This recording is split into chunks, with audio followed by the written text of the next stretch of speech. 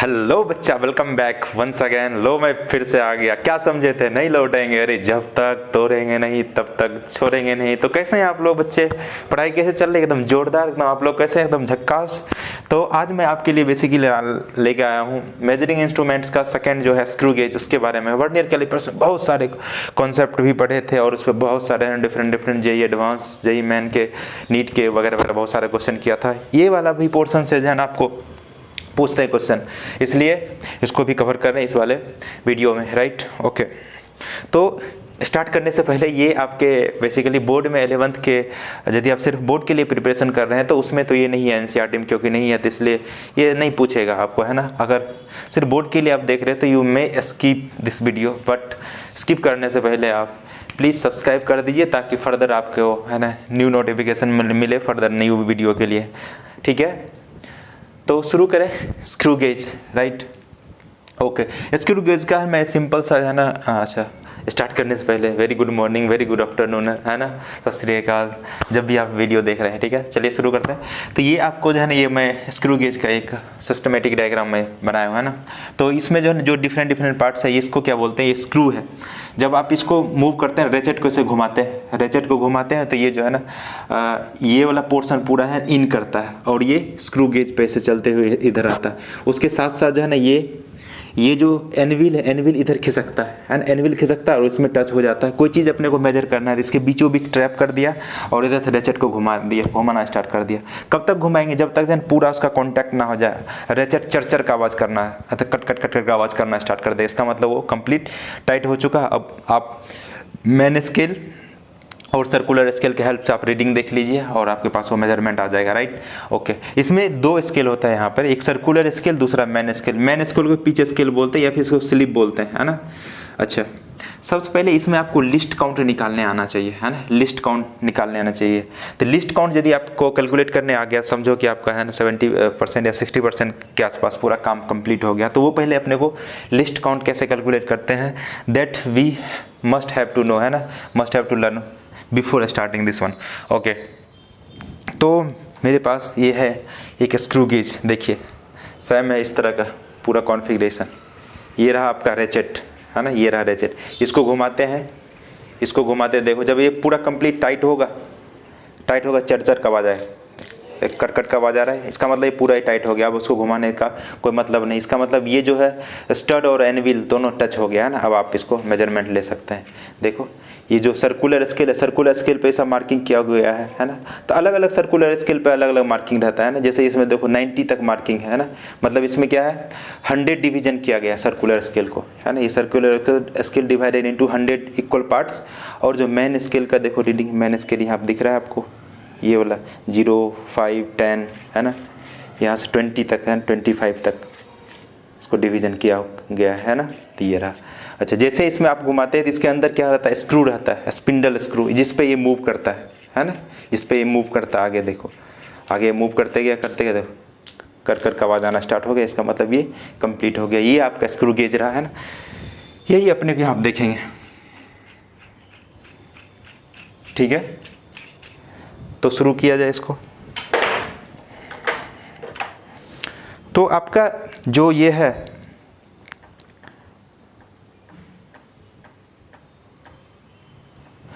Okay, तो ये जो है स्क्रू है ना, ये इसके बीच का जो कंसेक्यूटिव जो थ्रेड है उसके बीच का जो गैप होता है उसको बोलते हैं पिच बोलते हैं। पहले पिच जानो, है ना। ये कंसेक्यूटिव जो थ्रेड है उसके बीच का जो गैप होता है उसको क्या बोलेंगे? ये जो गैप है उसको बोलते हैं अपना पिच।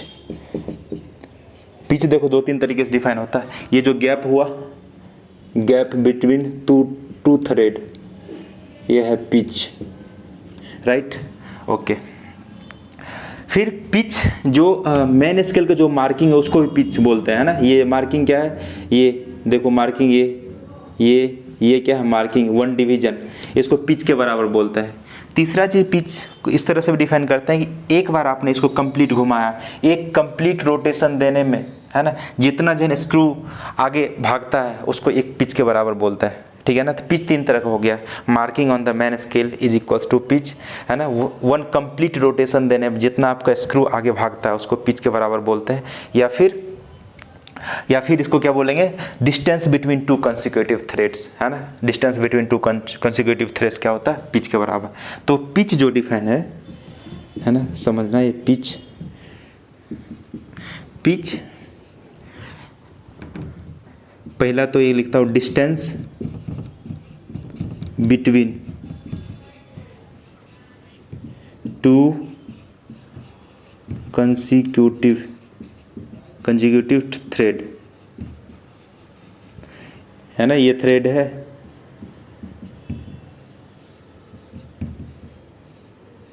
इसके बीच का जो गैप होता है इसको क्या बोलते हैं, एक पिच के बराबर। ठीक है, ये है पिच के बराबर, यहाँ पे मार्क किया पिच। ओके, दूसरा distance moved by screw in one complete rotation.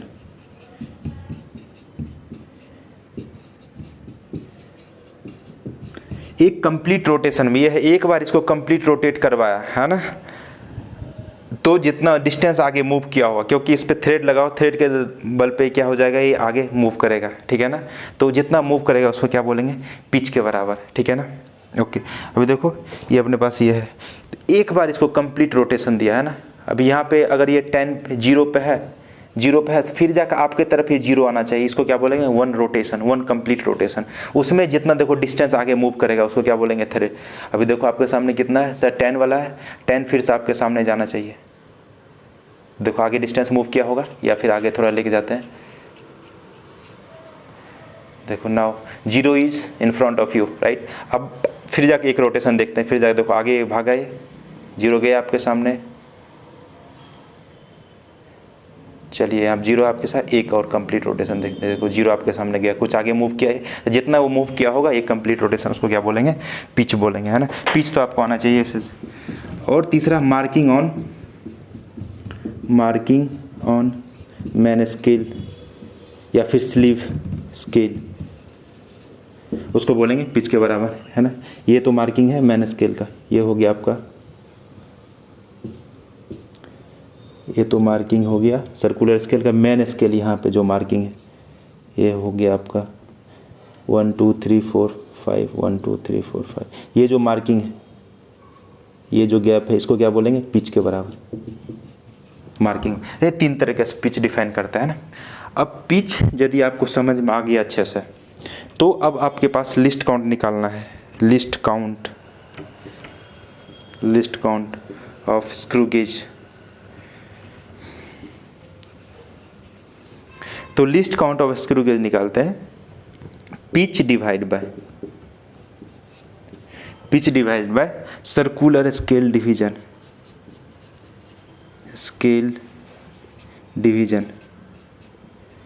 तो अलग अलग जो आप स्क्रू गेज लेते हैं, अलग अलग कोई 50 डिवीजन किया हुआ रहता है ना। ये पूरा जो सर्कुलर यहाँ पे स्केल है, इसका जो है ना डिवीजन किया रहता है, कहीं 50 कहीं 100, है ना। तो डिफरेंट सर को आपको जो है ना जितनी एक्यूरेसी की चाहिए उस हिसाब से उसका डिवीजन किया हुआ रहता है। तो अमूमन 100 का, जैसे इसमें क्या 100 डिवीजन किया हुआ सर्कुलर स्केल का, है। तो circular scale division, pitch divide by circular scale division, ये आपका पिच निकालने का फॉर्मूला है ना। अब एक जेईई मेन 2020 में ऐसा क्वेश्चन पूछा है, मैं आपके लिए लिख के लाया हूँ, एक सुंदर सा क्वेश्चन, है ना। क्या बोला, if screw gauge is given 6 rotations, it moves by 3 mm on the main scale, 3 mm on the main scale. The list count of the screw gauge is the list count of LC, list count of screw gauge, list count of screw gauge. दिया हुआ option 0.002 centimetre, B 0.001 centimetre, सी 0.01 centimetre, D 0.02 centimetre. Solution आप सोचो ज़रा, 6 rotation देता तो 3 mm आगे जाता हो। 6 रोटेशन मतलब 3 mm, तो अपने को ये लिस्ट काउंट निकालने के लिए पिच चाहिए और circular scale division. Circular scale division clearly यहाँ पे बोल दिया है क्या? नहीं, सर्कुलर स्केल डिवीजन दिया हुआ है। If there are 50 divisions on circular scale, है ना, 50 डिवीजन दिया हुआ है, 50 divisions on circular scale. Circular scale पे 50 डिवीजन दिया हुआ है ना, नंबर ऑफ डिवीजन तो मिल गया 50। अब पिच चाहिए, तो पिच क्या होता है? एक रोटेशन में, एक रोटेशन दिया आपने, है ना, उसमें कितना आगे डिस्टेंस गया उसको बोलते हैं। यदि 6 में जा रहा 3 mm, तो एक में कितना जाएगा? 6 रोटेशन मीन्स 3 mm। तो भैया एक रोटेशन में कितना होगा बाबूजी? तो 3 डिवाइड बाई 6 मतलब 1/2 mm, 1/2 mm मतलब 0.5 mm। 0.5 mm सेंटीमीटर में क्या हो जाएगा? 0.05 सेंटीमीटर, इतना आ जाएगा, है ना। अब लिस्ट कौन चाहिए? तो पिच डिवाइड बाई, इसी को क्या बोलेंगे? वन रोटेशन जितना डिस्टेंस होता है उसको पिच के बराबर, तो pitch divide by number of circular scale division. तो पिच 0.05 डिवाइड बाय 50, तो ये पॉइंट से यहाँ 0 हटा दिए, डबल 0 आ गया, 5 से 10 टाइम्स में कट जाएगा, 0.001 सेंटीमीटर, है ना। कोई आंसर दिया? 0.001 centimetre is your right answer. Okay guys, तो इस तरह क्वेश्चन पूछते, अभी मैं और क्वेश्चन करके दिखाता हूँ, समझ में आया आपको? एक बार आप रिपीट करके देखना, है ना। तो पिच 3 तरह से निकालते हैं, 2 थ्रेड के बीच में आपको गैप दे दिया, दैट विल बी पिच, या फिर मार्किंग दिया हुआ, मेन स्केल का जो मार्किंग दिया हुआ ये, है ना, मार्किंग के बारे में बोल दिया, that will be counted as a pitch, ठीक है। तीसरा, एक रोटेशन में जितना डिस्टेंस दिया रहेगा, है ना, 5 रोटेशन दिया रहेगा, कुछ चलता है 6 रोटेशन कुछ आगे चलता है, तो वो पिच आपको निकाल लेना उस हिसाब से। जैसे मान चलो कि 2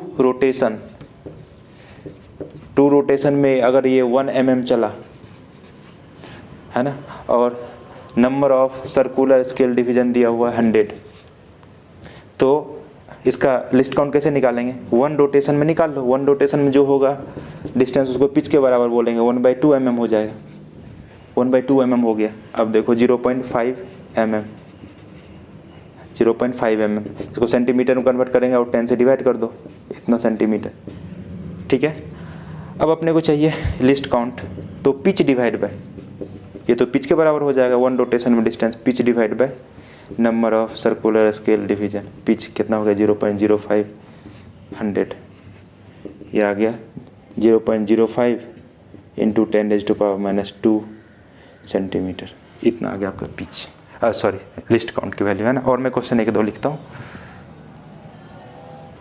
तो ये रहा बच्चों आपके सामने 2 क्वेश्चन, 2019 और 2022 जेईई आईटी जेईई मेन में पूछा गया क्वेश्चन, है ना। पहला क्वेश्चन ये करके देखें, आप ट्राई करो एक बार। शाम है धुआं धुआं, क्या है? Least count of a main scale of A screw gauge is 1 mm दिया हुआ, तो लिस्ट काउंट दिया ऑलरेडी आपको स्क्रू गेज का लिस्ट काउंट LC। चलिए शुरू करते हैं, 1 2 3 4, चलो least count LC is already given to us 1 mm, मतलब 0.1 सेंटीमीटर लिख लेते हैं इसका, 0.1 centimetre. Okay, the minimum number of circular scale division required to measure इतना डायमीटर, तो इतना डायमीटर को मेजर करना है ना, मतलब ये क्या है? मिनिमम नंबर ऑफ, है ना। लिस्ट काउंट तो होता है नहीं कि मतलब मिनिमम कितना मेजर कर सकता है वो इंस्ट्रूमेंट, वही तो लिस्ट काउंट होता है, इतना मेजर करना है। इसका मतलब लिस्ट काउंट होता है क्या? Least count equals to pitch divide by CSD, circular scale division, circular scale division. तो लिस्ट काउंट अपने को मेजर कितना करना है? Minimum number of circular scale division required to measure 5 micrometre diameter of a wire, 5 micrometre diameter of a wire measure करना है, right. Okay, तो least count ये दिया हुआ, किसका लिस्ट काउंट? मैन स्केल का, है ना। ये जो मैन स्केल है उसका लिस्ट काउंट दिया हुआ, इसका मतलब मैन स्केल का लिस्ट काउंट मतलब क्या? मैन स्केल का लिस्ट काउंट पिच तो ही होता है ना। मैन स्केल का लिस्ट काउंट ये तो हो गया पिच, ये list count of main scale MS, मतलब ये क्या है? पिच के बराबर। आपको मेजर कितना करना है, इतना डायमीटर को मेजर करना है। इसका मतलब 5 × 10⁻⁻⁶, पिच ही 0.1 है, ये इसको मान लेते हैं x। तो यहाँ पे आ जाएगा x की वैल्यू इधर ले लेते हैं 0.1 ऊपर, 5 × 10⁻⁻⁶, यह आ जाएगा 10⁻,